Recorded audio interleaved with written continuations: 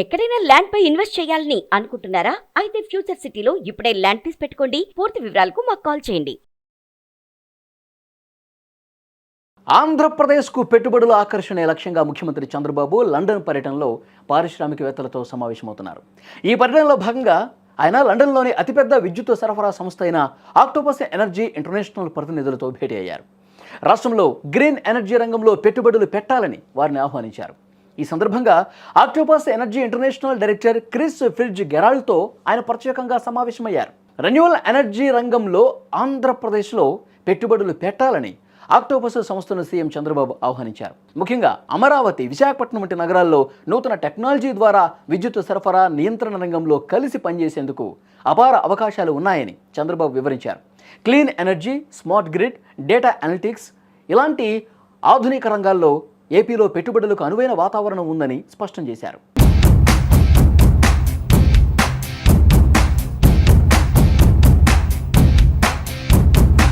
ఆంధ్రప్రదేశ్ ప్రభుత్వం పునరుత్పాదక ఇంధనానికి అధిక ప్రాధాన్యత ఇస్తోందని, రాష్ట్రంలో 160 గిగావాట్ల గ్రీన్ ఎనర్జీని ఉత్పత్తి చేయడమే లక్ష్యంగా పెట్టుకున్నామని ముఖ్యమంత్రి వారికి తెలిపారు. విద్యుత్ రంగంలో ప్రభుత్వం అనుసరిస్తున్న పారిశ్రామిక విధానాలు, లక్ష్యాలను ఆయన వారికి వివరించారు.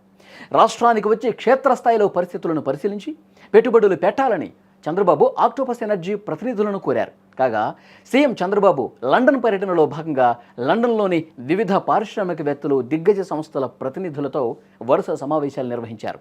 రాష్ట్రంలో పెట్టుబడులు పెట్టడంతో పాటు గ్లోబల్ క్యాపబిలిటీ సెంటర్స్ ఏర్పాటు చేయాల్సిందిగా వారిని కోరారు.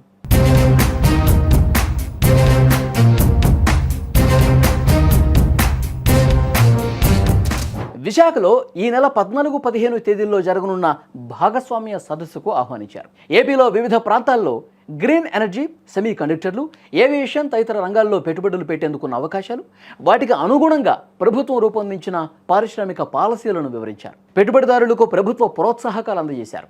ఈజ్ ఆఫ్ డూయింగ్ బిజినెస్ స్థానంలో స్పీడ్ ఆఫ్ డూయింగ్ బిజినెస్ విధానాన్ని అనుసరిస్తున్నామని చెప్పారు.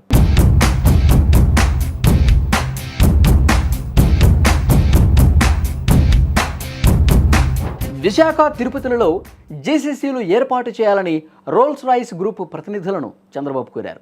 ఈ సంస్థ సిటిఓ నిక్కీ గ్రేడీ స్మిత్తో ఆయన సమావేశమయ్యారు. ఏరో ఇంజిన్స్, డీజిల్ ప్రొపల్షన్ సిస్టమ్స్ తయారీలో రోల్స్ రాయిస్కు అంతర్జాతీయ బ్రాండ్ పేరుంది.